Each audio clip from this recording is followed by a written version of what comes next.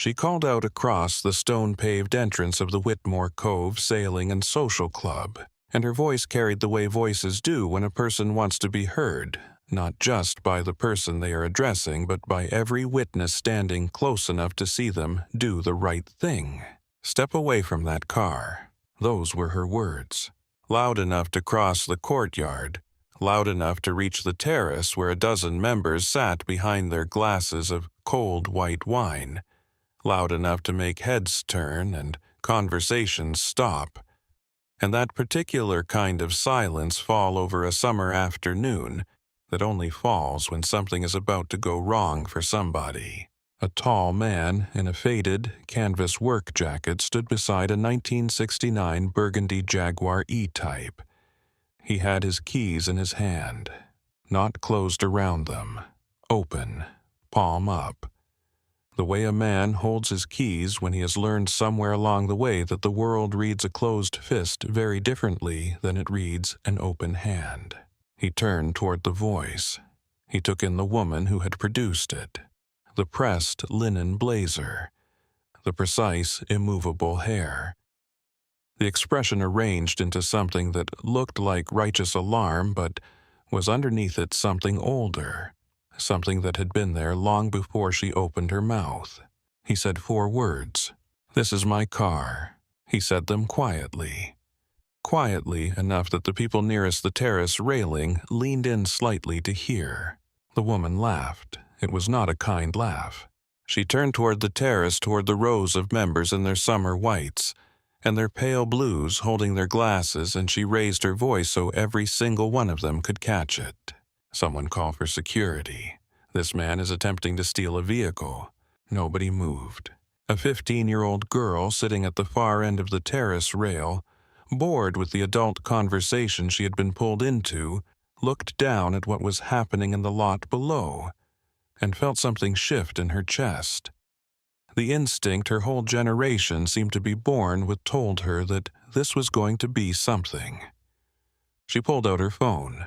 She started filming, and the man by the burgundy Jaguar kept his palm open, kept his keys visible, kept his face calm, and waited. Here is what Patricia Holt did not know. Here is what she could not have guessed from the worn jacket and the 3 days of stubble and the way the man held himself at the edge of his own car. She had just called the police on the man who owned the car. She had just called the police on the man who owned the club she worked in the parking lot she was standing on the paycheck that arrived in her bank account on the 1st and the 15th of every month. She had done all of this in front of 40 people and a camera in the space of about 90 seconds. Hold on to that. Because before we get to how this afternoon ended, and it did end clearly and completely, and without much mercy for the people who had it coming, you need to know who the man beside the Jaguar actually was. Almost nobody at Whitmore Cove knew, and that was exactly how he wanted it. Darnell Cole woke that morning in a rented fishing cabin on the quiet northern shore of Lake Champlain, where the trees came right down to the water, and the fog sat low over the surface until well past 8, and the only sound in the early hours was the occasional creak of the dock and the far-off call of something in the pines. He had no staff with him. He had driven up alone 2 days earlier, which was a thing he had to schedule deliberately because his regular life did not leave room for it on its own. Left alone, his regular life would have filled every hour of those 2 days with calls and decisions and the particular machinery that follows a man once that man has accumulated enough of a certain kind of success. He had learned to protect the silence.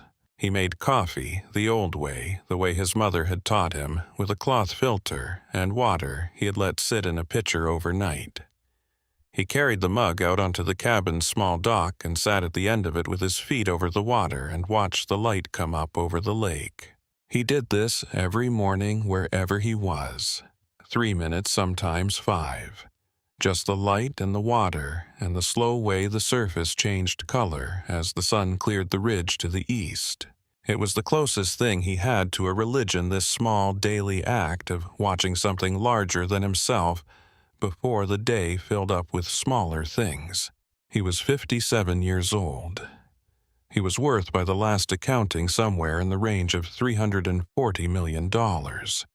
He had spent 30 years making sure neither of those facts showed. The not showing was not an accident.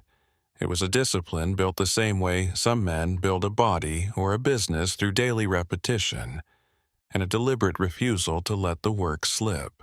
Darnell had learned a long time ago that the moment people knew what a man was worth, they stopped seeing the man and started seeing the number.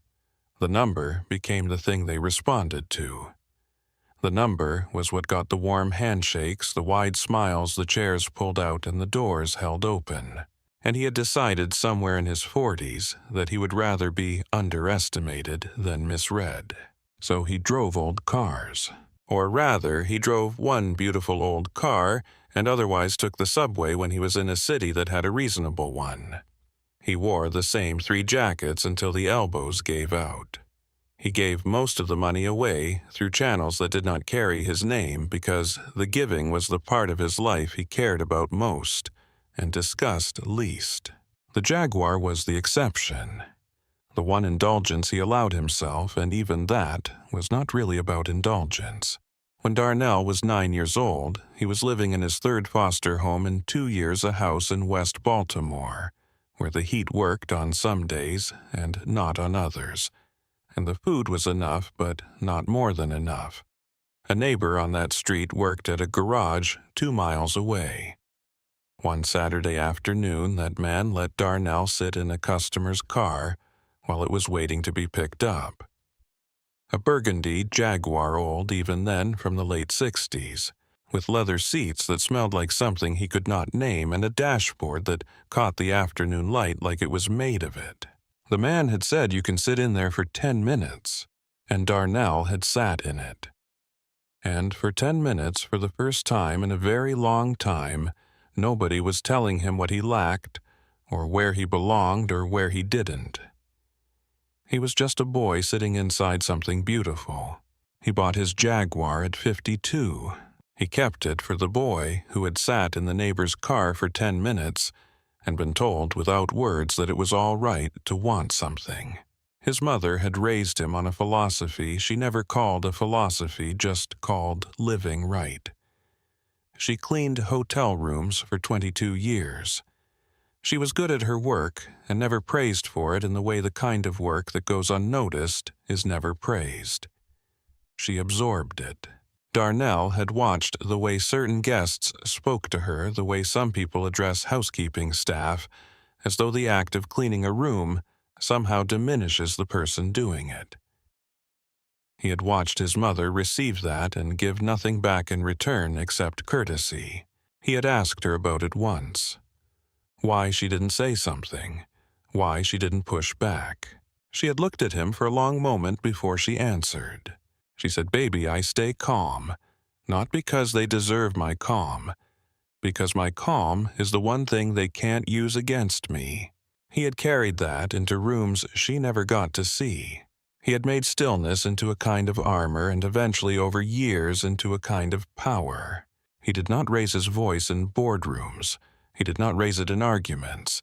He did not raise it when someone cut him off in traffic or got his order wrong, or on certain afternoons in certain places looked straight through him because he was dressed like someone who did not matter. He had learned that silence held long enough and steady enough had a gravity of its own, that the quiet man in a loud room eventually becomes the only thing anyone is listening for. It had served him well across 30 years. It was about to serve him again in a parking lot in Vermont in front of 40 witnesses and 2 police officers, though it would not feel like a gift while it was happening. It would feel like swallowing a stone. Here is the part that nobody at Whitmore Cove Sailing and Social Club knew. 6 weeks before that Saturday afternoon, a letter arrived at the offices of the Darnell Cole Foundation. It came without a return address. The handwriting was careful and small. The kind of handwriting that belongs to a person who has thought about what they are about to say and wants each word to carry exactly the weight they intend.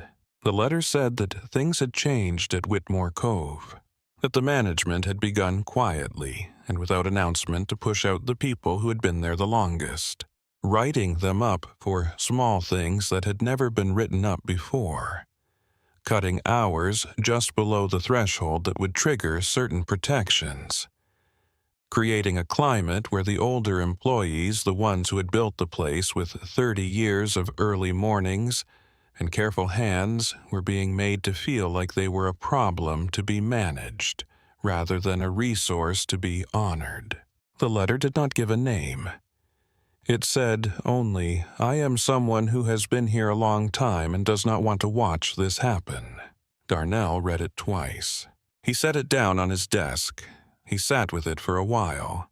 His holding company, Lakeshore Capital Group, had acquired Whitmore Cove Sailing and Social Club 2 years earlier at a moment when the club was 60 days from insolvency. The board had been making noises about laying off 2/3 of its staff to bring the books back into order. Lakeshore had bought it, stabilized it, and Darnell had personally insisted on a clause in the acquisition agreement that protected any employee with 10 or more years of continuous service. Not a policy memo, not an HR guideline, a contractual obligation. The members had been told only that new ownership had come in, that their annual dues would not change, and that the club would be returning to the standards they had always expected. They had not been told who. Darnell did not put his name on the buildings he owned. He did not need to. When the letter arrived, his first instinct was to send an auditor. He had people for that. He had people for everything. But he had learned over years of watching things from boardroom windows that you could not understand a place from a report. A report told you what the numbers said. It did not tell you what the groundskeeper felt when his manager walked past him without acknowledging 30 years of service. It did not tell you whether the bartender felt safe enough to speak honestly or was performing safety for the benefit of whoever was watching. You had to walk in looking like nobody and see how a place treated a nobody. So he put on his oldest canvas work jacket, the one with the worn-through cuffs. He drove the Jaguar up from the city, checked into a fishing cabin under a company name, and spent Friday morning sitting at the bar of Whitmore Cove with a coffee he had paid for in cash. He watched how the young bartender was treated by the members. He watched how the bartender treated the busboy. He watched how the busboy treated the woman clearing plates from the tables near the window. Because you could learn the entire moral architecture of a place by watching how courtesy moved down the chain of who had to be nice to whom. Most of what he saw was fine. Better than fine in places. But he also watched a manager, a man in his early 40s with the particular confidence of someone who has never been seriously challenged in his position, speak to an older groundskeeper in a tone that made Darnell set his coffee mug down. It was not a shout. It was quieter than that, which made it worse. It was the tone that turns a grown man of 68 into something smaller than he was before the sentence started. Darnell filed it. He paid for his coffee.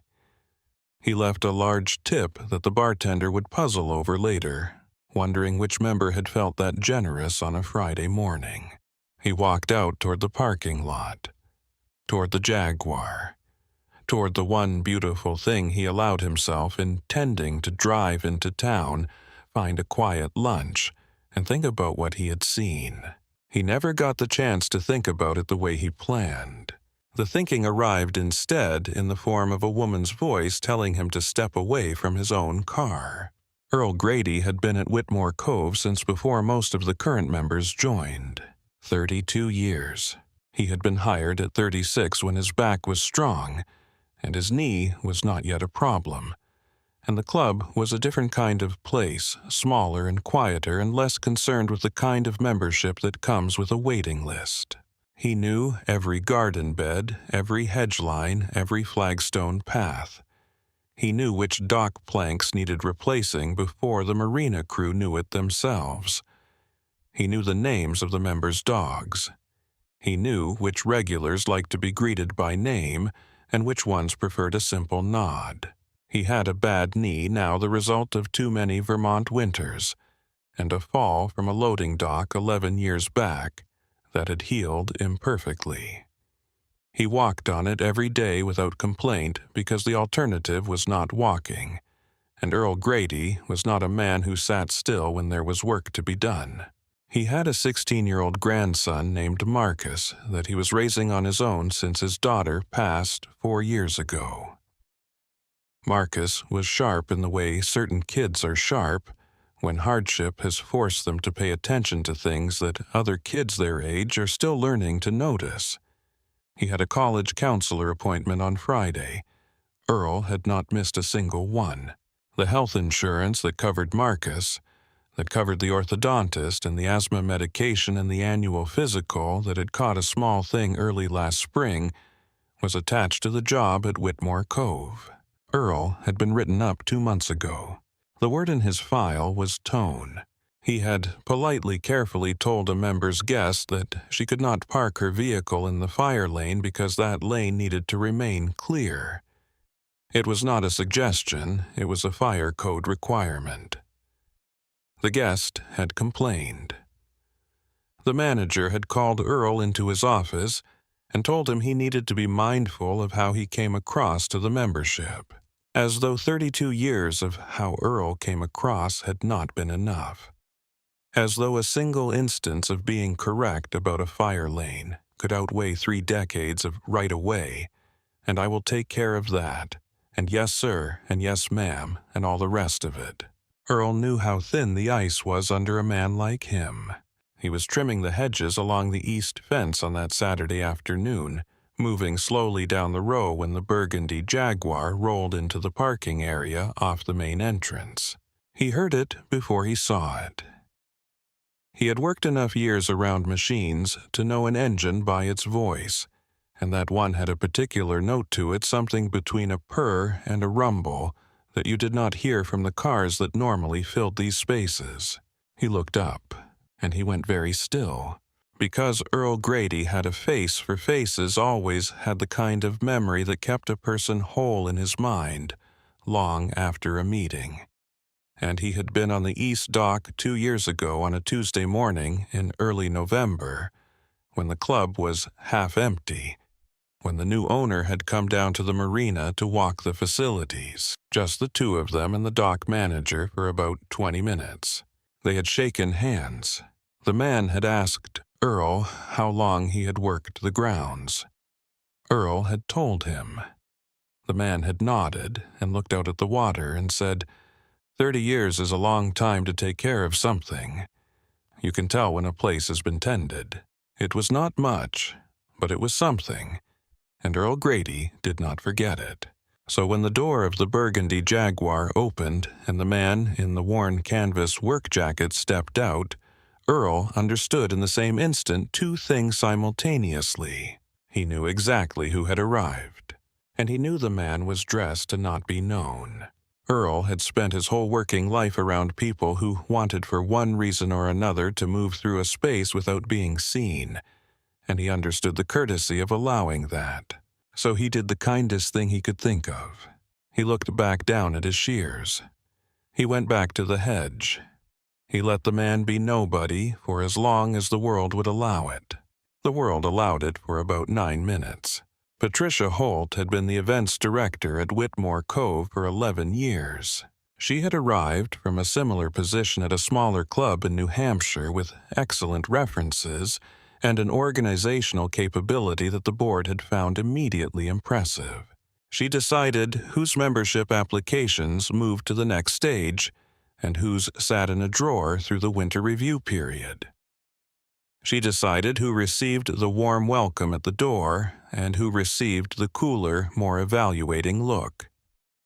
She decided which vendors were given contracts and which were told the club's needs were currently met. She thought of herself as the keeper of the club's character, its standards, its identity.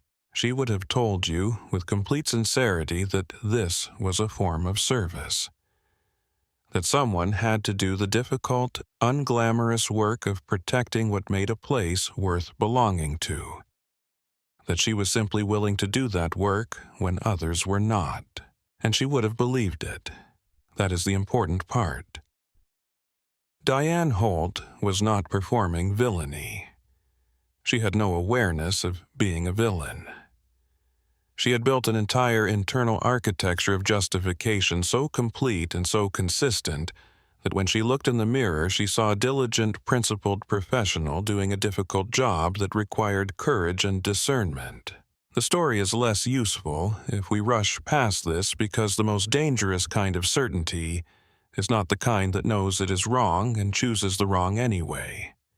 That kind at least knows itself.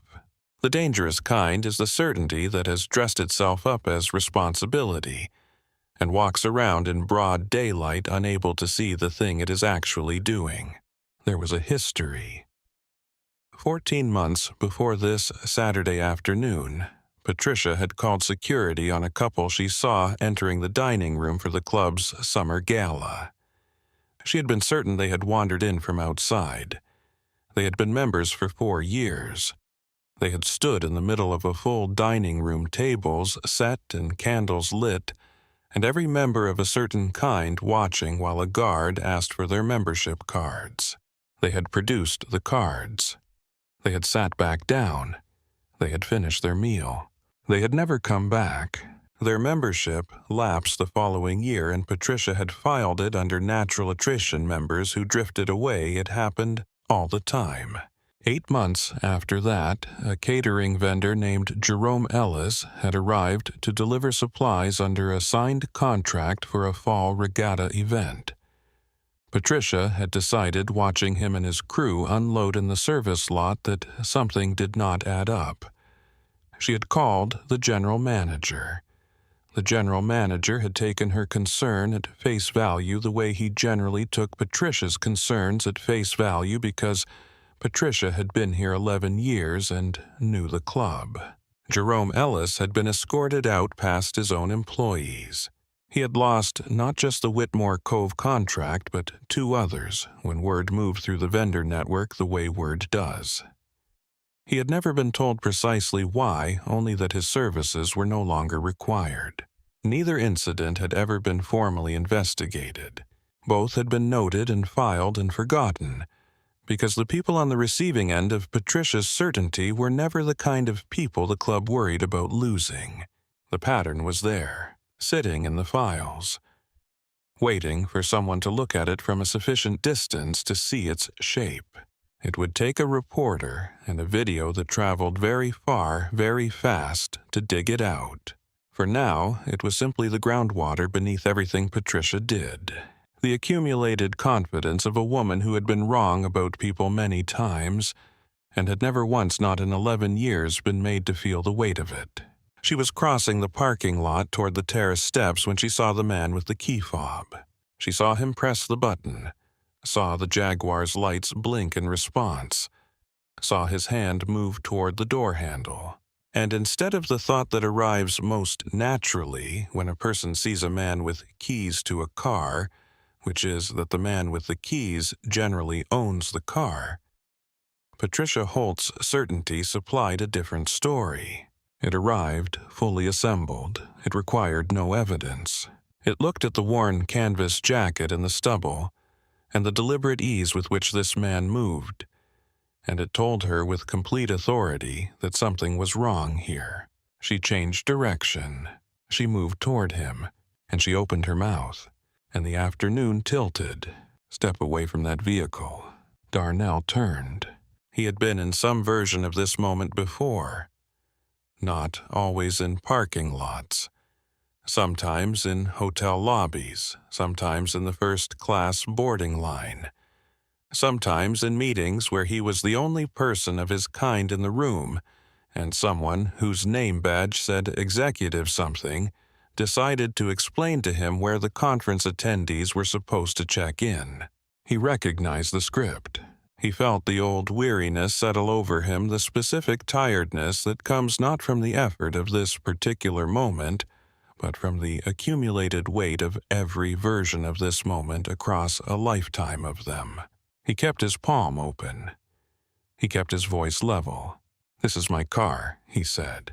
Patricia laughed and turned toward the terrace, and the afternoon began to move in the direction that certain afternoons move when the wrong person is in charge of what happens next. She called 911. She told the dispatcher that a man was attempting to steal a vehicle from the Whitmore Cove Sailing and Social Club.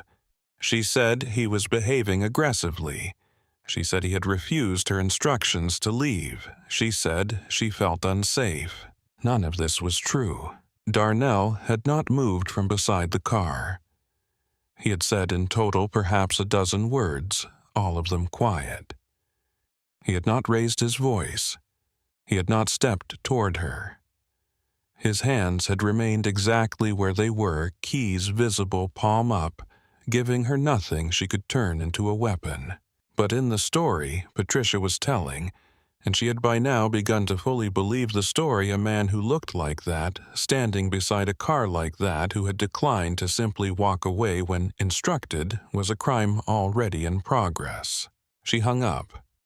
She crossed her arms. She looked for a moment deeply satisfied, the look of a woman who believes she has just done her community a service. Up on the terrace, the 15-year-old with the phone steadied her grip on the railing. Down at the east fence, Earl Grady had set down his shears. His jaw was tight. He looked at the man by the Jaguar, at the woman standing across the lot with her phone in her hand, at the small crowd beginning to gather at the railing above. And the old familiar feeling started to move in his chest.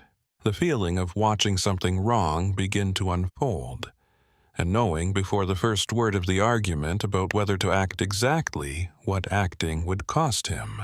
He thought about Marcus. He thought about the college counselor on Friday. He thought about the health insurance. He thought about the write-up in his file, the word tone, sitting there in black ink waiting to be joined by other words if he gave them a reason.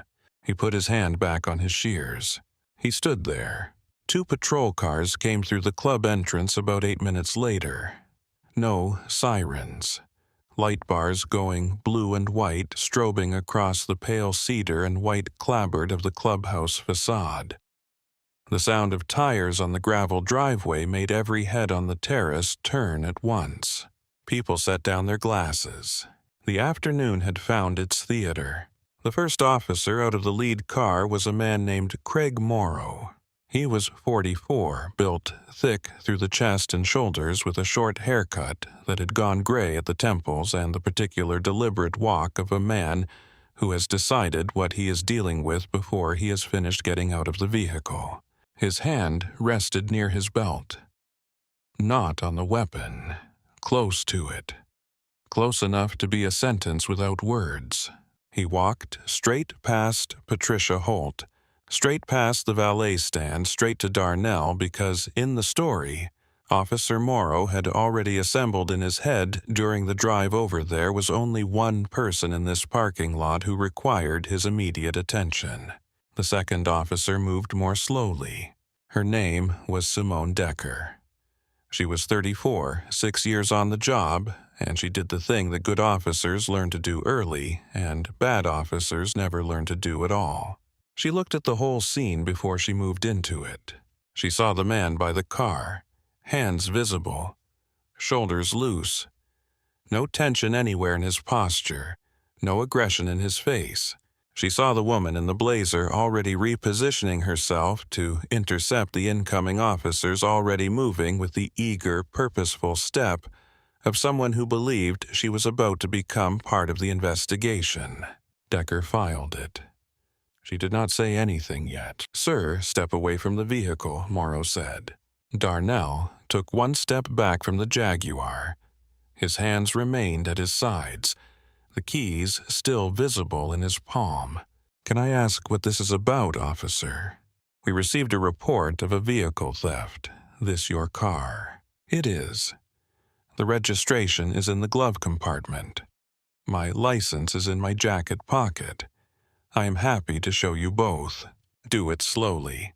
Darnell moved the way you move when you understand that every motion you make is going to be read by someone looking for a reason. He produced a worn leather wallet from his jacket. From it, his driver's license.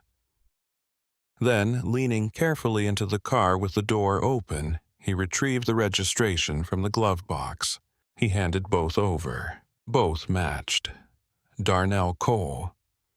1969 Jaguar E-Type. His name, his face, his car in black ink. Morrow studied the documents. He looked at the Jaguar. He looked at Darnell, at the jacket, at the stubble, and then he looked over at Patricia Holt, who had arrived at his elbow with the efficiency of a woman who expected to be consulted. "Officer, I have been the events director here for 11 years, she said, her voice shifting into the register of a concerned citizen assisting the authorities. I know every member of this club. I have never seen this man here before. And men who belong to a club like this do not arrive looking the way he is dressed. Someone like him." She said those 3 words. They hung in the warm afternoon air. Officer Decker heard them. She kept them. She said nothing. Morrow did not flinch at them. He turned back to Darnell. "Going to need you to wait here while I sort through this. My documents are clean, officer. The name on the license matches the name on the registration. There is nothing to sort through. A complaint was filed. I have procedure to follow." And with that, he walked back towards his cruiser with Darnell's license and registration still in his hand. Still in his hand, unreturned. And there it was. No handcuffs, no charge, no crime. But a man cannot leave a parking lot without his identification. And Morrow knew that, and the knowing was the point. This is the machinery worth pausing to name because it runs on procedure and looks from the outside almost reasonable. A man had shown a valid license and a matching registration for a vehicle. In the plain meaning of the words, that is the end of a vehicle theft inquiry. There was no longer anything to investigate. But Officer Morrow had decided something in the first 3 seconds of arriving. The same thing Patricia had decided before she picked up her phone. And, like Patricia, he was now spending his energy defending the decision instead of reconsidering it. The difference was that Morrow had something Patricia did not. He had the lawful-sounding power to make a man stand in a parking lot against his will. The club's general manager, Ted Fowler, came out the front door drawn by the blue and white lights still going on the 2 cruisers. He came across the lot quickly and confirmed what Darnell had already told them. "Officer, this is Mr. Cole. He is a member here." "I can pull the records right now. There is no issue." Morrow barely looked at him. The lady filed a report. I follow it through. Fowler opened his mouth, closed it. He glanced at Darnell with an expression caught somewhere between apology and the particular calculation of a man who has decided that the building is safer than the parking lot. He went back inside. Up on the terrace, the crowd had thickened along the railing. More phones were out now, held over the rail and angled down at the man by the burgundy car. An older man in a navy blazer shook his head slowly. Whether at Darnell or at the situation, or at some private discomfort he was not prepared to act on it, was impossible to say. He did not speak. He did not move. After a moment, he turned back toward his table. A younger couple stood close together near the steps. The woman's face uneasy. The man with his hand on her back as if to say there is nothing we can do here, which was not true. There was a great deal they could have done. They could have walked down those steps. They could have stood beside the man at the car and made him one of them instead of one of him. But the steps felt very long, and the afternoon felt very uncomfortable. And someone official was already handling it. That is how it almost always goes, not with cruelty from most of the people watching. with the small, comfortable passivity of people who would sincerely describe themselves as decent, who watch an injustice from a railing with a drink in their hand and tell themselves it is being handled. Darnell felt all of it. He had a particular sensitivity to crowds, earned over a lifetime of being looked at, and he could feel the difference between the people who were troubled and the people who were not. And the largest group, which was the people who simply wished it would resolve so they could stop having to feel anything about it. He filed it. He was good at that.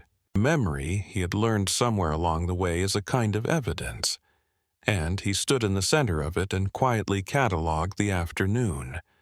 Every face, every word.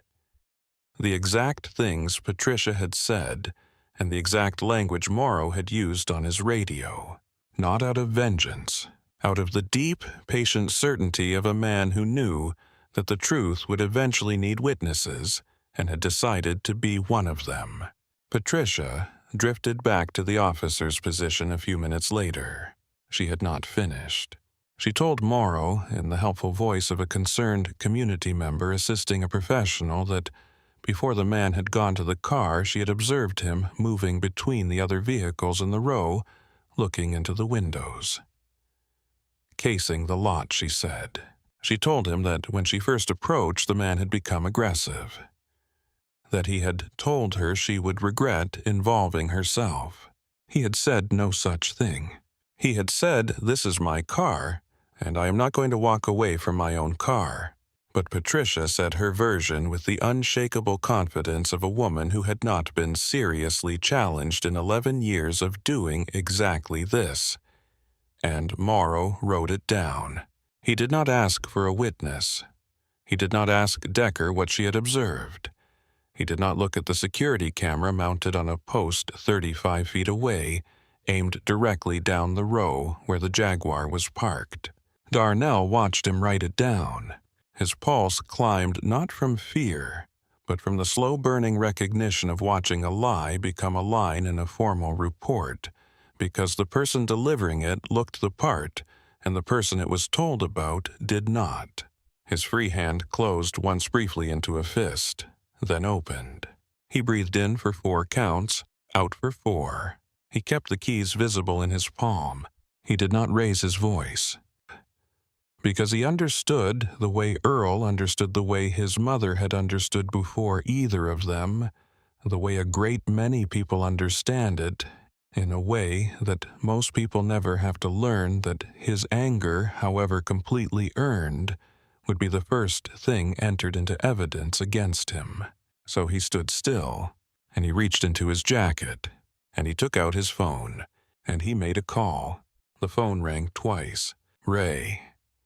"It is me. I am at Whitmore Cove. I need you to come down here. Bring the Lakeshore file. The acquisition documents, the org chart, the employment structures. All of it." A pause on the other end. Then the voice of Ray Weston, who had been Darnell's attorney and friend for 28 years, who had sat beside him in rooms where deals worth more than this club were decided in an afternoon, who could read the temperature in a single sentence. "How bad?" "Bad enough. There are 2 units here. They have my license. They have called for a dog. I am 40 minutes out. Make it less." Darnell put the phone back in his pocket. Across the lot, Patricia Holt was leaning against the valet booth. Her 2 colleagues nearby relaxed now, almost laughing about something. The posture of a woman who believes the hard part is over and the afternoon has gone her way. Darnell watched her for a moment. What was in his face was not anger. It was not triumph. It was something closer to sorrow.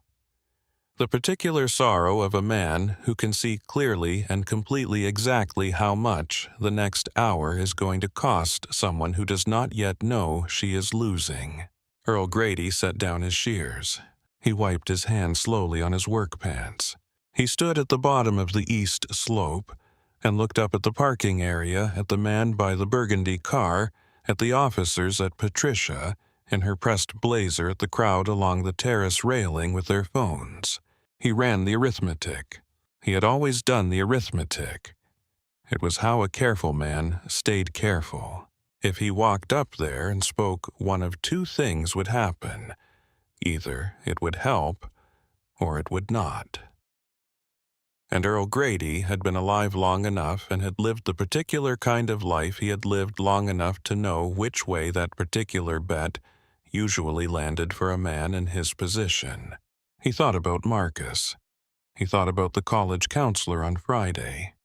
He thought about the health insurance and the orthodontist and the small thing the doctor had caught early last spring at the annual physical that was being monitored and managed, and that required consistent coverage to stay that way.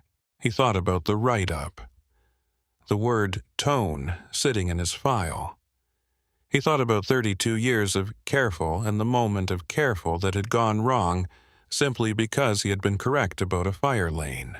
He knew how thin the ice was under a man like him. He also knew the other side of the ledger. He knew what it would feel like for the rest of his life to have stood at the bottom of that slope with the truth in his hand and chosen to keep his mouth shut. He had done that before. More times than he wanted to count across 32 years of being the only one of him on shift. Each time it had cost him something he could not name precisely and could not recover. He was 68 years old.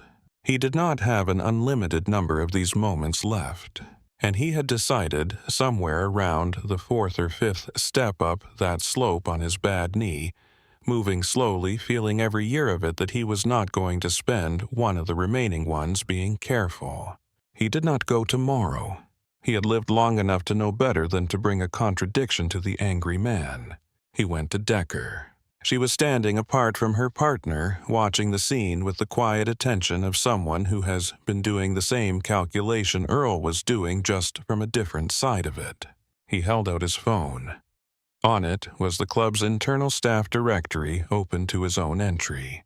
He kept his voice steady, even though his hands were not entirely. "Officer, ma'am. That man by the Jaguar. I have worked these docks and grounds for 32 years. I know that car. I have seen that man drive it. He is more than a member here. He belongs here more than just about anyone. You have got this wrong." He had almost said the whole truth. He had caught it at the last moment. Because the whole truth was not his truth to tell. It belonged to the man in the jacket. So he said only what he could offer from his own 32 years of knowing. Decker looked at the phone. She looked at Earl's face. At the 32 years that lived there. She took the phone to Morrow. Morrow glanced at it for less than 2 seconds. Could be a car he uses on behalf of someone else.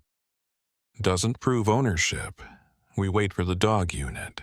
And that was that. 32 years. Dismissed in 2 seconds. Earl stood there with the phone in his hands. He looked across the lot at Darnell, and Darnell looked back at him. And Darnell did a small thing then, a thing that cost nothing and meant everything. He gave Earl Grady one slow nod. Not a thank you for solving the problem, because Earl had not been able to solve it. Something better than that. It said, "I saw what you just did. I know exactly what it cost you to walk up that slope. I will not forget it." Earl walked back down. He sat on an overturned crate near the workbench. For a while, he did not entirely trust his hands to hold anything steadily. The K9 unit was delayed. An accident on the interstate 15 miles south had backed up the highway entrance. 26 minutes minimum before it arrived. So the parking lot simply held. 40 people on the terrace, 2 officers, 1 woman who still believed the afternoon was going her way, 1 man who was not afraid. Darnell stood by the Jaguar the entire time, keys in open palm. He did not check his watch. He did not pace. He did not allow himself the relief of visible impatience. His stillness had begun to do something to the atmosphere of the parking lot. Patricia had expected the man to be gone by now. Resolved. The disruption closed, and the afternoon restored to its proper order. Instead, he simply stood there, calm, unhurried.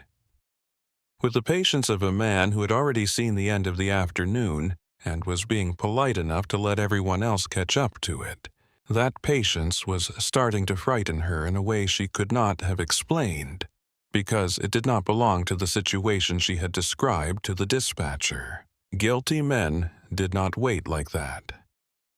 Guilty men got loud or got scared or they ran. They did not stand beside the car they had allegedly been about to steal and look at a crowd of 40 people watching them with the composed, private expression of a man who is waiting for a car service. Something cold moved through her chest. She did not name it. She turned back to her colleagues. She kept talking. Morrow came back from his cruiser. He stopped 3 feet in front of Darnell, deliberately close. A closeness that had nothing to do with the requirements of the situation. Going to need you to open the vehicle. Let me take a look inside. Number. The word landed flat and quiet in the space between them. Morrow's jaw moved. He was not accustomed to hearing that word from someone in the position he had decided Darnell occupied. You got nothing to hide. Why not make this easier? Because you do not have a warrant, Darnell said. And you do not have probable cause. I have shown you a license and a registration that match. I am declining the search. That is my right under the Fourth Amendment, and I am going to exercise it. He said it without heat, without challenge, without the raised voice or the sharpened edge that would have given Morrow something to respond to. Just a plain, quiet statement of the law by a man who knew it thoroughly. That, more than anything, seemed to bother Morrow. The law was a thing he administered, not a thing that came back at him cited clearly and correctly from a man in a worn jacket standing in a parking lot. I am trying to help you here. No officer. You're attempting to search my property without lawful authority. I am telling you no politely for the last time. Morrow stared at him for a long 5 seconds. Then he turned away. He keyed his shoulder radio, and Darnell heard the words go out over the static calm on the surface, devastating underneath. Requesting K-9 unit possible vehicle theft, subject uncooperative. Subject uncooperative. Darnell had provided every document, answered every question. Declined one unlawful search calmly and correctly, and in the grammar of this parking lot knowing his rights had just been converted into evidence against him. Morrow turned back. Going to need you to sit on the curb while we wait. He pointed at the concrete edge of the parking island. The curb. As though Darnell were a teenager caught lifting something from a gas station. As though the lip of concrete at the edge of a lot were the natural place for the kind of man Morrow had decided he was. Darnell looked at the curb. He looked back at Morrow. I will stand. I said sit down. And I said I will stand. I have not been charged with anything. I am not under arrest. You have confirmed my license and my registration. I will wait because you have asked me to. But I will wait on my feet. Morrow stepped in closer. Close enough that Darnell could smell the coffee on his breath. Close enough that the body camera on Morrow's chest could capture Darnell's torso, but not his face. A framing that might have been accidental, might not have been, was either way convenient. You really want to make this hard. I am not making anything hard, officer. I am standing beside my car in a parking lot. That is all that is happening here. Everything else is something you are adding. The moment stretched. On the terrace, a glass was set down. The club's flag snapped once in the breeze from the lake. Went still. It was Decker who broke it. She stepped in quietly, her body angling between the two men in a way that looked casual and was entirely intentional. Let us just wait for the unit, Craig. He is not going anywhere. She said it lightly, but she put herself there on purpose, and Morrow stepped back half a step, his eyes staying on Darnell, and said nothing more. Decker had been on the job long enough to have learned the things they do not teach at the academy. She had learned that the most dangerous moment in any stop is the one where an officer's pride becomes tangled up with an officer's authority, because pride cannot be de-escalated. Only authority can. A man defending his pride with a badge is the hardest thing in the world to bring back down. She had been watching it happen to her partner in real time for the past 20 minutes. She had seen the documents. She had heard the manager. She had watched a 68-year-old groundskeeper climb a slope on a bad knee to offer 32 years of testimony and get dismissed in 2 seconds. Every piece of her training, every honest instinct she possessed, told her this stop should have ended before she finished walking across the lot. She had said so once quietly. Morrow had not heard her the way she needed to be heard, so she stood close. And she stayed ready, and she kept her body positioned between the worst of what her partner might do and the man by the car. And she waited, and she hated how little that was. Ray Weston made it in 23 minutes. A dark, silver sedan came through the club gates at a pace that was not fast, but was precise. The kind of arrival that does not look hurried because the man behind the wheel has been in enough situations like this to know that hurry is the enemy of clarity. He got out. He was 52 with close-cut gray at his temples, and a charcoal suit that had been pressed that morning and would still look pressed at the end of whatever this afternoon was going to demand of it. He buttoned his jacket. He adjusted one cuff. He walked across the gravel with the unhurried pace of a man who has never in his professional life arrived anywhere flustered because he had not. He did not look at Patricia Holt. He did not look at the terrace.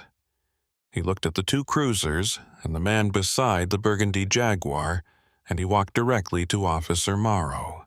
"Good afternoon. My name is Raymond Weston. I am an attorney admitted to the Vermont and federal bars. I represent the gentleman you have been detaining." He did not wait for a response. He set his leather portfolio on the hood of the cruiser. He opened it, and he began to lay documents down on the warm metal surface one at a time. Deliberate, unhurried. Like a man dealing cards in a game he finished winning an hour ago. The first document was the vehicle title. 1969 Jaguar E-Type Midnight Burgundy. Registered owner Darnell E. Cole. Clear title, no liens. He set it down. He let Morrow see it. The second document was the Certificate of Incorporation for Lakeshore Capital Group. Founder and majority shareholder, Darnell E. Cole. He set it down. He let Morrow see it.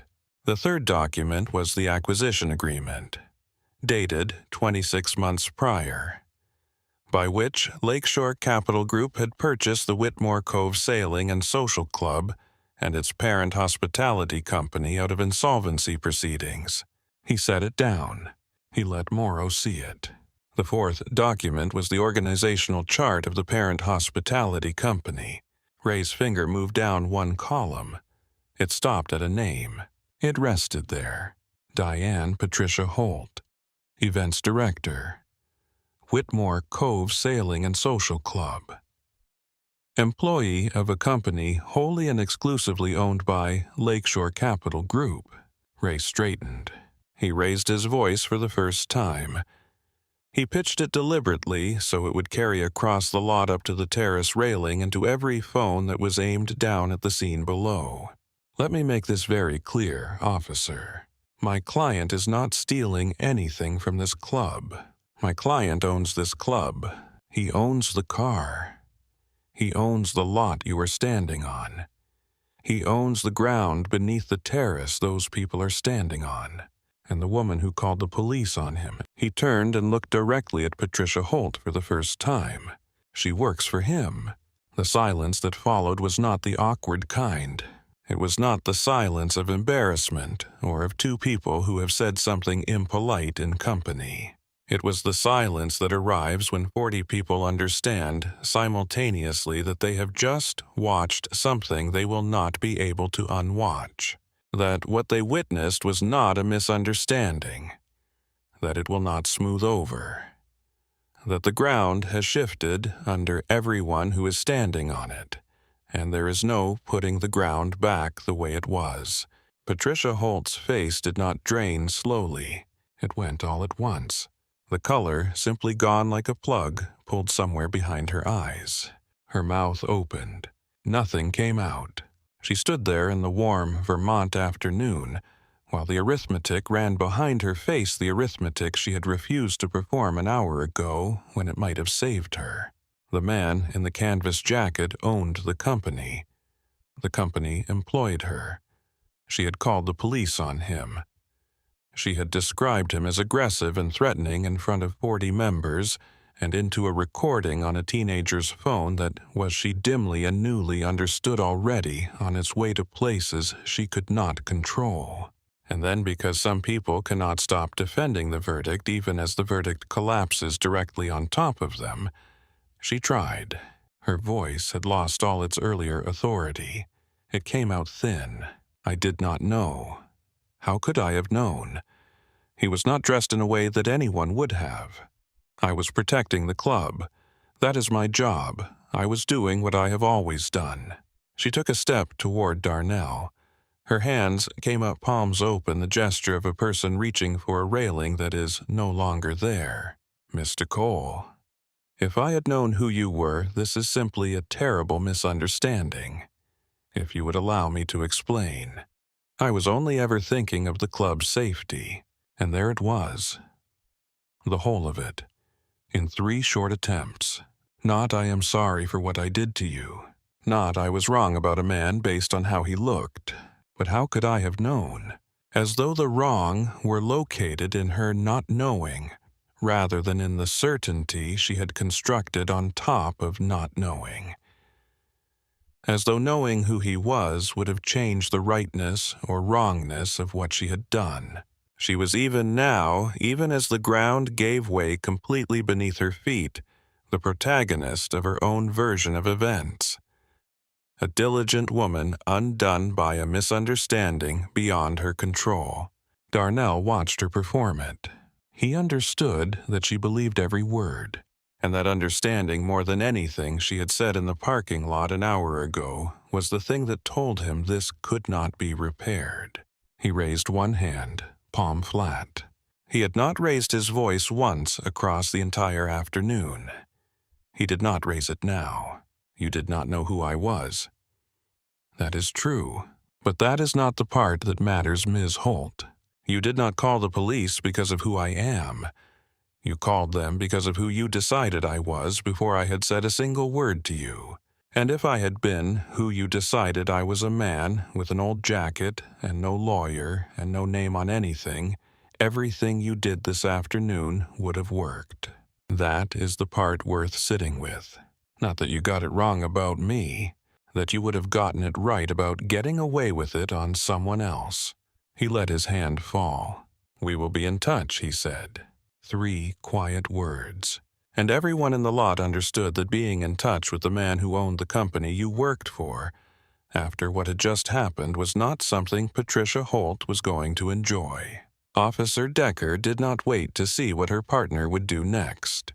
She had made her decision somewhere between the moment Ray Weston laid the 3rd document on the hood of the cruiser and the moment Morrow's expression had shifted from certainty to the particular flatness of a man recalculating every move he has made in the past 40 minutes. She asked Ray quietly to step aside with her for a few minutes. She told him what she had seen. She told him about arriving and observing Darnell with his hands' visible posture loose, no aggression anywhere in his body. She told him about Patricia moving toward them with the eager positioning step of someone who expected to be incorporated into the process. She told him about the manager Ted Fowler, who had come out and confirmed the membership and been waved off. She told him about Earl Grady, who had climbed a slope on a bad knee with 32 years in his hands and been dismissed in under 2 seconds. She told him about the security camera, the one mounted on the post 35 feet away, pointing directly down the row where the Jaguar was parked. The one her partner had never checked. She knew what this would cost her, 6 years in. A partner who would not forgive it. A department whose loyalty ran deep and long and did not easily accommodate the officer who broke ranks. She was 34 years old. She thought about the groundskeeper who had climbed the slope. She thought about what it cost him and what he did anyway. She wrote a supplemental report. It detailed point by point what she had personally observed from the moment she arrived. It contradicted her partner's account in every significant place. It noted the documents that had been shown and not returned, the unlawful search request that had been correctly declined, the radio call that had labeled a lawful response as uncooperative, the fabrications Patricia Holt had added to the record while Morrow wrote them down without verification. She submitted it. Ray Weston had the club's security camera footage within the hour, pulled by the club's own system administrator who understood what he was handing over. The footage showed Darnell Cole walking in a straight line from the front entrance of the clubhouse to the Jaguar. No wandering between vehicles, no looking in windows, no aggression. It showed his hand pressing the key fob, the Jaguar's lights blinking, his hand on the door handle, and then Patricia Holt crossing the lot toward him. Everything she had told the dispatcher, and then everything she had added to Morrow's report afterward, was visible on a recording that had been running silently on a pole for the entire afternoon, capturing in clear and ordinary detail the distance between the story she had told and the afternoon that had actually happened. Patricia Holt was placed on paid administrative leave before the day ended. Darnell walked to his car, put the key in, and drove out of the lot under his own power without handcuffs, without a charge into the late afternoon light coming off the lake. The teenager's video was already traveling. Vivian Cross was a reporter with 12 years of experience and the particular professional habit of not stopping at the thing everyone was already looking at. She started with the video like everyone else. It was easy to start with. 40 seconds of Patricia Holt's voice and Darnell Cole's open palm and the blue and white lights on the cedar facade of the club. It had circulated widely by Sunday morning. The comments were what they always were. Strong on outrage, short on context. Vivian looked for context. She pulled public records. She went through club complaint files that were accessible through an ongoing public inquiry into private club practices in the state. She talked to former staff members, some of whom had left quietly, and some of whom had not left quietly, but had said nothing, because saying something had not seemed like something that would work out for them. She found the couple who had been members for 4 years and had stood in the middle of a full dining room, candles lit everyone watching while a security guard asked for their membership cards. They had not made a formal complaint. They had not told anyone outside their own family. They had simply finished their meal, gone home, and quietly allowed their membership to lapse. The woman, when Vivian found her, described the feeling of sitting back down at that table and continuing to eat as one of the more difficult things she had done in her adult life. She said, "You finish the dinner because you are not going to give them the satisfaction of leaving. And then you go home, and you do not go back, and you just add it to the ledger, the long, quiet ledger of all the times something like that happened and you absorbed it because there was nothing else you could do." Vivian found Jerome Ellis, the catering vendor. He had lost not just the Whitmore Cove account. When word had moved through the vendor network, 2 other accounts had dissolved within 6 months. He had rebuilt slowly in a different market. He was doing all right now, but the 2 years in between had cost him things he could not fully recover. A line of credit, a full-time employee he could no longer afford to keep. the plan to expand into events that he had been building toward for a decade. He had never been told officially why he was walked out that day. He had not filed a complaint. He said, "Where would I have filed it? With the club, with the same people." Vivian laid the 3 incidents side by side. The parking lot stopped looking like one bad afternoon. It started looking like what it actually was. A pattern that had been running for years, unobstructed, because the people on the receiving end of it were never the kind of people the club had been built to protect. And the only reason any of it was visible now, the only reason there was a video and a story and a conversation happening in comment sections and newsrooms and around kitchen tables was an accident. The accident of which car Darnell Cole had driven to Vermont on a Friday. The accident of whose name was on the title. The parking lot had done the same thing to a catering vendor and to a couple who had been members for 4 years. It had done it without a camera and without a lawyer and without anyone watching who had the power to make it visible. This time it had happened to a man who could prove it. That was the only difference. Vivienne's story ran on Tuesday. It was good, and it was careful, and it did not let the video do all the work. It made you look at all 3 incidents. It made you see the shape. Darnell read it at his desk. He sat with it for a while. He thought about the distance between what had happened to him and what had happened to the couple and what had happened to Jerome Ellis. The distance was not justice.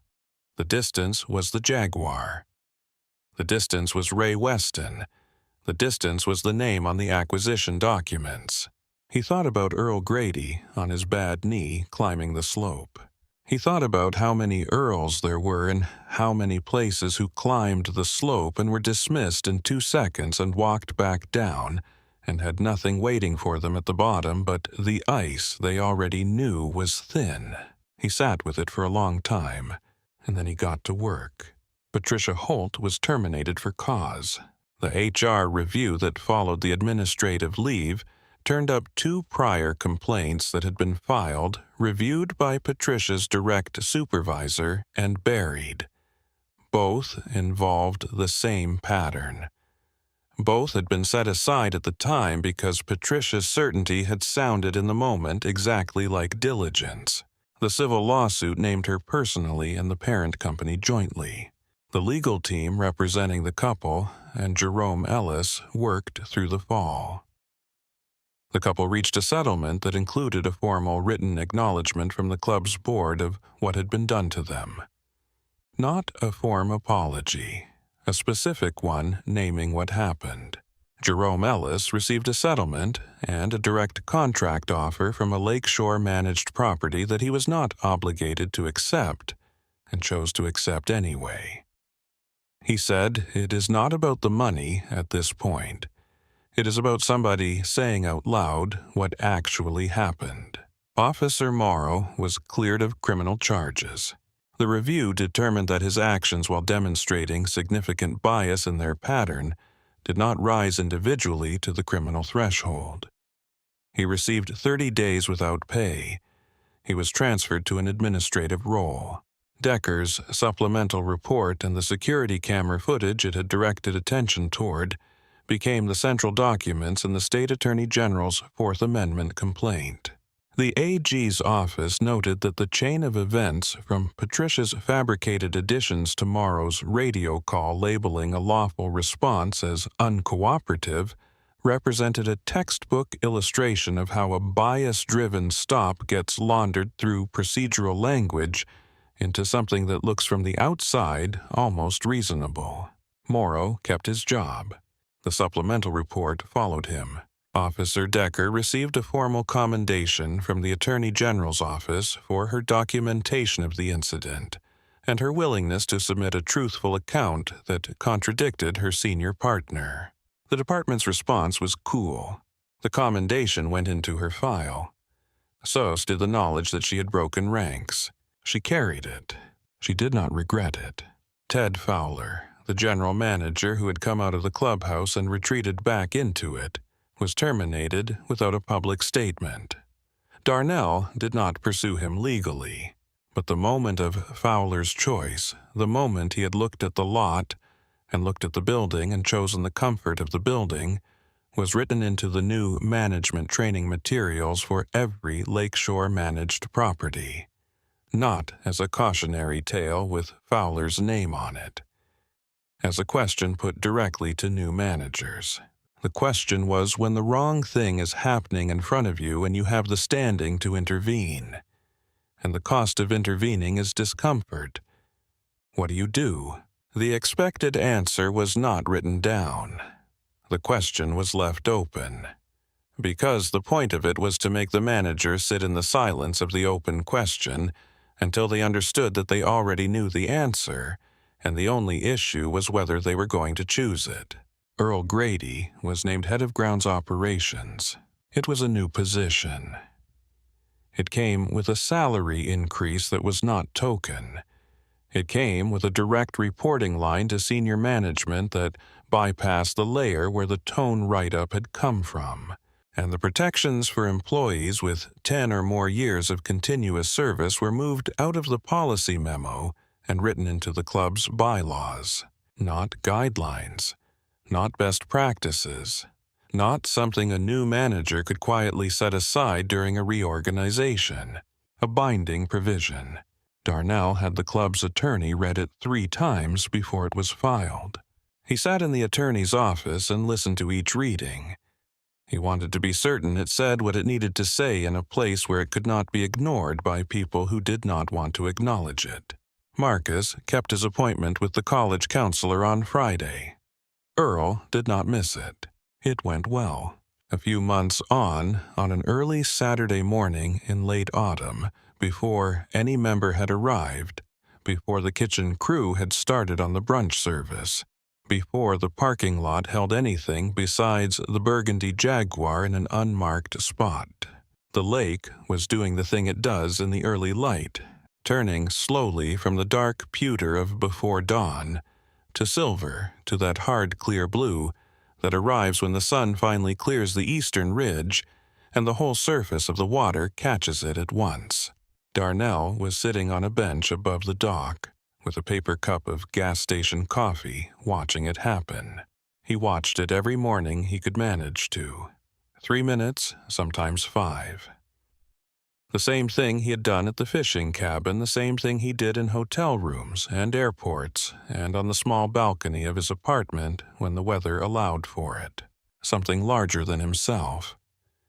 Before the day filled up with smaller things, Earl came out onto the dock below. He had a clipboard in one hand, 32 years of habit that survived the title change and the salary adjustment and the new office with the window. He moved to the end of the dock and stood for a moment looking out at the water, and then he looked up and saw the man on the bench. He lifted one hand, an easy wave, nothing in it that required a response. Darnell lifted one hand back. They stayed like that for a moment. 2 men in the early quiet of a Saturday morning, one on the dock and one on the bench above it, with the lake doing its slow silver to blue between them. Neither of them said anything, because some things do not need to be said. A young woman came out of the clubhouse side door a few minutes later. She was new hired in the past month, carrying a tray to set up the terrace tables for brunch. She had not been there in August. She did not know about the afternoon in the parking lot. She did not know who the man on the bench was.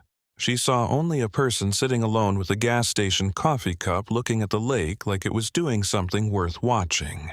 She called out friendly and unforced across the terrace. "Good morning. Coffee's fresh inside if you want a real cup." Darnell lifted his paper cup in acknowledgement and smiled. "I'm all right, but thank you." She nodded and went about setting the tables. That was the whole of it. A small, unremarkable kindness offered to a stranger who looked like nobody in particular. No ulterior motive.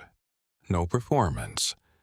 Just the decent ordinary reflex of a person who sees another person and treats them well. She would never know that it mattered.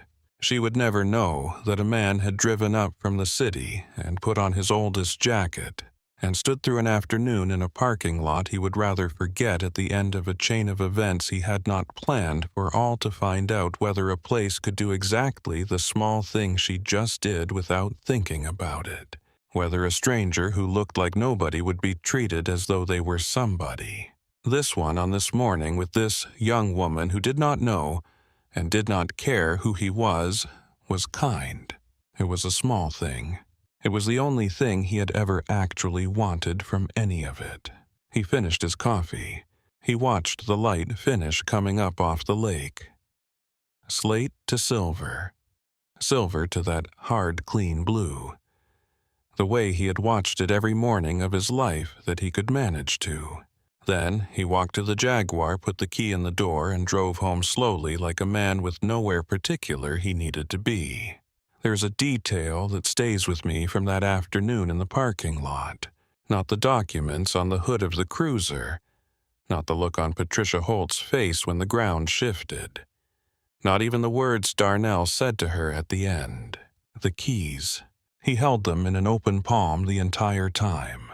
From the moment Patricia's voice cut across the parking lot to the moment Ray Weston laid the last document down, Darnell never once closed his fist around them.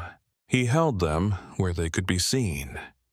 He held them loose and open and visible. Because he had learned the same way his mother learned it. The same way Earl learned it. The same way a great many people learn it. In a way that most people never have to. That a closed fist would be read as something other than what it was. And an open hand would not.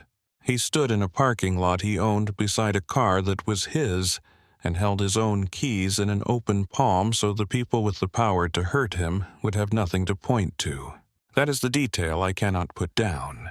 We want to believe this is a story about a wealthy man who proved he was wealthy, and in a narrow sense it is. But that is the least interesting part of what happened that afternoon. The thing that stays is Earl Grady, who climbed that slope on a bad knee with 32 years in his hand and the truth in his mouth. Who went to the officer who was actually listening, not the one who had already decided. Who said what he could say from his own 32 years of knowing and was dismissed in under 2 seconds, and walked back down the slope and sat on an overturned crate and waited for his hands to stop shaking. Darnell had a lawyer and a file and a car with his name on the title. Earl had the truth. The distance between having the truth and being able to prove it is the whole distance this story is actually about. And most people spend their entire lives on Earl's side of that distance. What Darnell did afterward with the position and the resources that put him on the other side of it was write the protections where they could not be quietly erased. Reach back to the people who had been hurt before the cameras came and keep showing up in old jackets to places he owned. Because the question he had always been trying to answer was not whether the place would recognize him.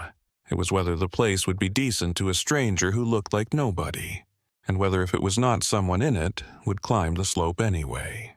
If this story moved you, we invite you to subscribe our channel where we share stories like this one. Stories about dignity and the people who choose to stand for it, even when the cost is real and the outcome is uncertain. The truth does not always arrive on time, but it arrives, and it is heavier than it looks when it finally lands. There's something about the way Patricia Holt walked across that parking lot that I have not been able to let go of. She did not hesitate. That is the thing. She saw the canvas jacket and the stubble, and the man's hand on the door of the Jaguar, and she moved toward him the way a person moves toward a problem they have already solved. No pause, no second thought, no moment of checking the obvious possibility. Because the obvious possibility did not exist in the story her certainty had already written. The obvious possibility that a man with keys to a car is generally the owner of the car is a thought that requires you to hold 2 possibilities open at the same time before settling on one. Patricia Holt's certainty did not work that way. It arrived at the conclusion first and then defended it. And here is the thing about that kind of certainty that makes it so dangerous and so difficult to name. It feels from the inside exactly like responsibility. It feels like the hard work of protecting something. It feels like the unpleasant but necessary labor of being the person who says the thing no one else wants to say. Patricia did not walk across that parking lot feeling ugly. She walked across it feeling righteous. That is the part of this story that does not resolve cleanly, because the couple who had been asked for their membership cards in the middle of a full dining room absorbed that and went home and said nothing. And Jerome Ellis absorbed it and rebuilt his business in a different market and said nothing. And Earl Grady absorbed 32 years of it, and 2 months ago received a write-up for the word tone, and stood at the bottom of a slope doing arithmetic about his grandson's dental coverage before he decided to climb it anyway. None of them made it into a story. None of them had a lawyer 35 minutes away. None of them had a name on the acquisition documents. None of them had a camera pointed at a 15-year-old's phone. They just absorbed it. The way people absorb these things, folding them into what Vivienne Cross later called in her piece that ran on Tuesday, the long, quiet ledger of indignities that certain people carry without ever being asked to and without ever being thanked for the grace with which they carry it. Darnell read that phrase and sat with it for a while. He thought about his mother, about the hotel room she had cleaned for 22 years, about the guests who had spoken to her slow and loud as though cleaning a room diminished the person doing the cleaning. He thought about the neighbor who let a 9-year-old boy from a group home sit in a burgundy Jaguar for 10 minutes on a slow Saturday afternoon and told him without words to dream bigger. He thought about Earl on the slope. He thought about how thin the line had been, how the only reason any of this became a story, how the only reason Vivienne Cross had something to write about, how the only reason there was a settlement and a terminated events director and a bylaw and a groundskeeper with a new title and a direct reporting line was an accident. The accident of which car Darnell had felt like driving to Vermont, if he had taken the rental, if he had sent the auditor. The letter from the anonymous staff member would have generated a report. The report would have generated a management review. The management review would have generated a set of recommendations, and the recommendations would have been reviewed by the very managers whose behavior had generated the complaint in the first place. And Patricia Holt would have continued, and the older employees she had been quietly pressuring toward the door would have continued to be pressured. And somewhere in 6 months or 12 months, another couple would have been asked for their cards in the middle of a dining room. Another vendor would have been walked out past his own crew, and they would have absorbed it and added it to the ledger and not looked back. Darnell sat with that for a long time. He did not have a solution to the arithmetic of it. He had resources and he used them. He had access, and he tried to make it mean something. He had a name on documents and he wrote protections into places where they could not be quietly erased. But he knew the way Vivienne's piece had made clear, and the way Earl's shaking hands had made visceral that the protections he could build for Whitmore Cove were protections for one place. And there were 10,000 places, and in most of them there was no Jaguar in the parking lot, and no name on the acquisition documents, and no lawyer 35 minutes away. There were just people with the truth and the thin ice under their feet, and the long, quiet ledger, and the decision made again and again across a lifetime about whether this moment was the one to spend. Earl Grady had spent one, on a bad knee, on a September afternoon, with his grandson's college counselor appointment on Friday and the health insurance attached to a job he was risking. He had walked up the slope. He had been dismissed in 2 seconds. He had walked back down. He had sat on the crate, and he had waited. Because that was what you did when you had done the thing you could do and it had not been enough, and the only thing left was to wait and see if anything else was coming. Something else was coming. It just took 23 minutes and a man in a charcoal suit with a leather portfolio. I think about that timing. I think about the fact that if Ray Weston had hit that accident on the highway south, instead of getting ahead of it, the dog unit would have arrived before he did. And the dog unit would have found nothing because there was nothing to find. But by then, the framing of the afternoon would have been set. Darnell in handcuffs. Darnell being processed. Darnell having to prove in a more formal and more humiliating setting what he had already proved in the parking lot and been disbelieved about. The timing was not fate. The timing was not justice. The timing was 23 minutes of Ray Weston driving fast on a Vermont highway because a man he had known for 28 years had called him and said, "Bad enough." That is not a system. That is a friend, and Darnell knew it. He said so later privately, in the way that men who have known each other a long time say the important things briefly and without ceremony. He said, "You know what the difference is between me and the catering vendor. Between me and that couple." Ray had looked at him. "You had me," Darnell said. And they didn't. And Ray had not argued with him. Because there was nothing to argue with. It was the truth. Darnell spent a significant portion of the calendar year that followed working through the foundation on what he called, in the language of the legal filings, expanded access to civil rights legal representation for employment and public accommodation disputes. In the language he used when he was talking to Earl or to Marcus or to his mother's photograph on his desk, he called it something simpler. He called it making sure more people have someone to call. It was not a solution. He knew that. A foundation and a legal fund and a set of bylaws at one club on one lake in Vermont were not a solution to the thing this story was actually about. But they were something. They were the something he had, and he used them.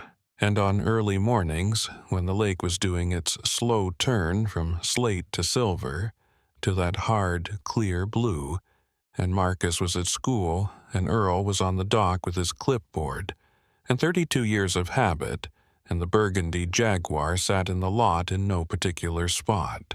Darnell sat on the bench above the water with his gas station coffee, and watched the light change, and thought about the 9-year-old boy in West Baltimore, who had sat in the neighbor's car for 10 minutes, and been told without words that it was all right to want things.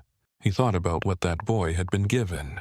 He thought about what that boy had done with it. He thought about how many 9-year-olds there were who had never been let into the car at all. He watched the light come all the way up. He finished his coffee. He drove home, like a man with work still left to do. There is one more thing about the open hand. The keys in the open palm. I keep coming back to it because I think it is the whole story in one image if you look at it long enough. Darnell stood in a parking lot he owned beside a car that was his, and he held his keys where anyone could see them, palm up, fist open, because he understood that a closed fist would be read as a threat, and an open hand would not.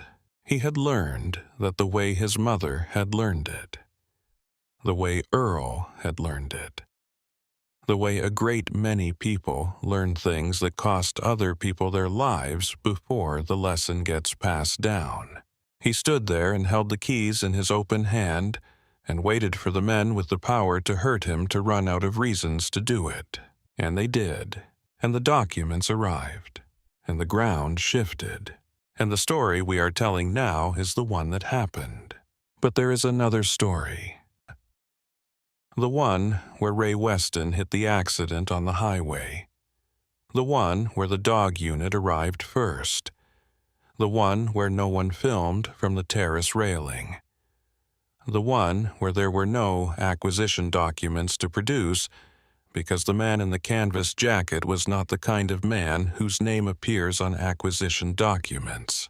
In that story, the open palm did not save him. In that story, The open palm was only the open palm of a man who had learned the lesson and kept learning it and would keep learning it for the rest of his life. Because that is what the lesson costs finally. Not one afternoon in one parking lot. A lifetime of open palms. A lifetime of swallowed stones. A lifetime of knowing that your calm is the one thing they cannot use against you, and choosing it again and again, even when what you want more than anything is to close your fist. That is the thing that does not appear in any of the settlement documents. That is the thing Vivian Cross got close to in her piece and knew as a reporter she could not fully say. That is the thing Earl knew and Darnell knew and his mother had known, and the couple who had finished their dinner in silence had known, and Jerome Ellis had known, as he supervised his own crew being walked out past him. You can have the truth, and the truth can cost you everything anyway, and you still hold the keys in your open hand, because it is the one thing they cannot use against you. And because the 9-year-old boy who sat in the neighbor's car for 10 minutes and was told without words to dream bigger deserves to live in a world that does not require him to close his fist before he has finished becoming who he is going to be. That is what Darnell Cole was trying to build. One bylaw at a time, one foundation grant at a time. One early morning on a bench above a lake watching the light come up before the day filled up with smaller things. If these stories matter to you, if you believe that the truth deserves witnesses, please subscribe our channel. We will keep telling them. In the weeks after the story ran, the club went through the kind of quiet, thorough process that institutions go through when the thing they have been pretending is not happening has been made visible to 40 people, a security camera, a teenager's phone, and eventually a state attorney general. The board convened. Outside counsel was retained. An independent HR firm was brought in to conduct what the press release called a comprehensive review of the club's culture practices and policies. Darnell did not attend the board meetings. He sent Ray. Ray attended all of them. He sat at the table, listened to the board members describe their surprise and their dismay, and their commitment to doing better. And he said at the right moments the things that needed to be said in the particular way that needed to be said for them to land with precision and without escape. He said the couple who were asked for their membership cards in the middle of the dining room did not receive a surprise. They received a pattern. The board is not receiving a surprise today either. The board is receiving documentation of a pattern that has been running under this board's governance for 11 years. The question is not what the board intends to do now. The question is what accountability looks like when an institution discovers that its intentions and its practices have been two different things for a long time. There was a silence in the room. The kind of silence that arrives when a set of people who are accustomed to speaking find that the usual words do not fit the shape of what is being asked. The board chair, a man named Gerald Whitmore, whose family name was on the club and who had sat on the board for 19 years, said, "What does accountability look like?" "In your judgment." Ray looked at him. He said, "It looks like the bylaws. It looks like the legal fund. It looks like Vivian Cross's story getting shared by the board members themselves, not managed and distanced from, but owned. It looks like the next new employee training, including a real conversation about what happened here, not a policy statement about what should have happened. It looks like Gerald Whitmore calling Jerome Ellis personally. Not having an assistant do it. You." There was another silence. Gerald Whitmore said, "I will call him." Ray nodded. He said, "And it looks like Earl Grady's title having the same weight as any other department head. Not a courtesy promotion. A real one with budget authority and direct access, and a seat at the management table when decisions get made that affect the grounds and the facilities and the people who run them. Gerald Whitmore said done. And that was that. It was not everything. Both Ray and Darnell knew it was not everything, but it was the things that could be written down and enforced and pointed to later if someone tried to quietly walk them back. That was what they could get. They got it. Marcus Cole Earl's grandson got into his first choice school. It was a state university with a strong engineering program and a financial aid package that covered most of the tuition. The gap was manageable. It was manageable in a way that it had not been manageable 4 months earlier before the title change and the salary adjustment. Earl called Darnell to tell him. It was a short call. Earl was not a man of long calls. He said Marcus got in. Darnell said, "I know which one." Earl said, "How do you know which one?" Darnell said, "Because Marcus told me when I asked him what his first choice was. I asked him at the harbor master office in October." There was a pause. Earl said, "You knew he was applying." Darnell said, "I asked." Another pause. Earl said, "He did not tell me you asked." Darnell said, "I told him not to. I did not want it to be a thing. I just wanted to know." Earl said, "And now you know." Darnell said, "Now I know. Congratulations, Earl." The call ended. Earl sat on his overturned crate for a while, not because his hands were shaking, because he needed a moment where he was not in motion, where the world was allowed to be still while he sat inside what had just happened and let it be real. His grandson was going to college. His daughter, who was not here, would have made a sound he could still hear if he concentrated a particular sound she made when something went exactly right after it had been a long time coming. He sat on the crate. He let it be real. Then he got up. He picked up his clipboard. He went back to work. The burgundy Jaguar sat in the lot on a December Saturday, when the first snow of the season came off the lake in soft sideways sheets, and the club was closed for the season, and the boats were all in their slips covered and tied down. Darnell drove up from the city alone. He parked. He sat in the car for a while with the engine off. He was thinking about the letter that had started all of this. The careful handwriting, the anonymous return address. The person who had watched what was happening to the older staff and had decided to write it down and send it somewhere without knowing if it would lead to anything. He had never found out who sent it. He had tried, through the foundation, through indirect channels, to locate the person, not to identify them publicly, but simply to close the loop. To say the letter reached us. It mattered. You were right to send it. He had not found them. He thought about them sometimes. He thought about the moment of sitting down with a pen and deciding that the thing you were watching was worth the risk of saying something even when you could not attach your name to it and did not know if it would do any good. He thought about what that kind of courage looked like from the outside. Small, anonymous, easy to miss. He thought about all the things that had happened because of that letter. The bylaw. Earl's title. Jerome Ellis on the phone with Gerald Whitmore. The couple's formal acknowledgement. The Attorney General's complaint. The supplemental report Decker had filed. The management training module with the open question at the end. A chain of outcomes rooted in a letter with no name on it from a person who had sat down with a pen and decided it was worth it to say the thing into the dark and trust that it would find its way to where it needed to go. He sat in the car until the snow started sticking to the windshield. Then he started the engine. He turned the heat on. He sat another few minutes while the glass cleared.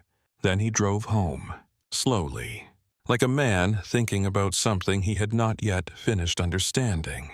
The bench above the dock on a winter Saturday is a cold place to sit. You would not choose it unless you were the kind of person who had decided at some point that the things worth watching were worth the discomfort of watching them properly. Darnell was that kind of person. He came back in February when the lake was frozen across most of its surface, and the ice was thick enough that you could see the blue-white of it from the bench, where it met the open water near the far shore. The Jaguar was in the lot. The club was closed. The dock was empty. He had a gas station coffee. He watched the light come up. The frozen surface of the lake caught it differently than the water did. Not that liquid turned from slate to silver.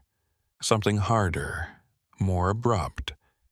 The light arriving on the ice like a decision made. Earl was not on the dock. Earl was home with Marcus on a Saturday morning in February. They were Darnell knew going over the financial aid paperwork for fall enrollment. A stack of forms, a kitchen table, a pot of coffee. A 16-year-old who was more patient with paperwork than either of them expected. Darnell sat with his coffee and thought about that kitchen table, about the stack of forms, about what 32 years of careful and one decision to climb a slope on a bad knee had eventually become.